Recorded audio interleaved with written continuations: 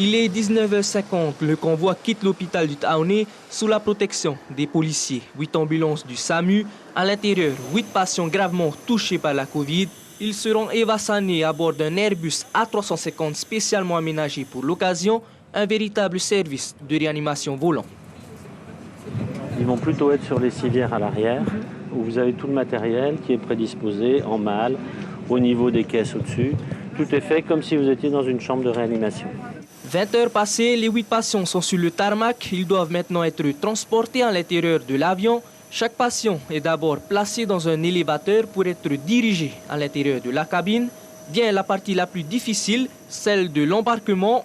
Le personnel soignant utilise la technique dite de l'écureuil. Les patients sont transportés tour à tour à dos d'homme, une opération délicate. Quand je vois la qualité du matériel qu'ils ont, quand je vois l'espace qu'ils ont su créer dans cet endroit qui n'est pas du tout fait pour ça initialement, je suis plutôt rassurée et assez déjà impressionnée par le travail qu'ils vont faire. Donc le fait d'avoir quelques patients qui vont encore bénéficier de bons soins à l'extérieur de l'hôpital, ça permettra encore à d'autres patients qui sont encore chez nous de profiter des soins les plus qualitatifs possibles. Au total, ils sont 35 personnels soignants à bord pour encadrer les 8 patients. 2 tonnes de matériel, 60 000 litres d'oxygène sont nécessaires pour assurer la sécurité des malades.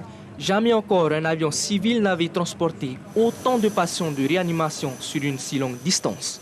Je croise les doigts et je prie pour que cette expérience soit positive et que nous puissions effectivement récupérer ces Polynésiens en bonne santé.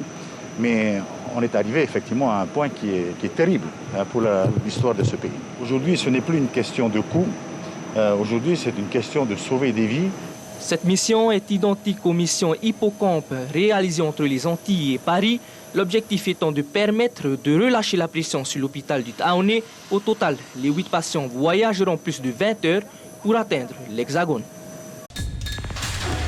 L'information en continu sur Polynésie la première, Internet et réseaux sociaux.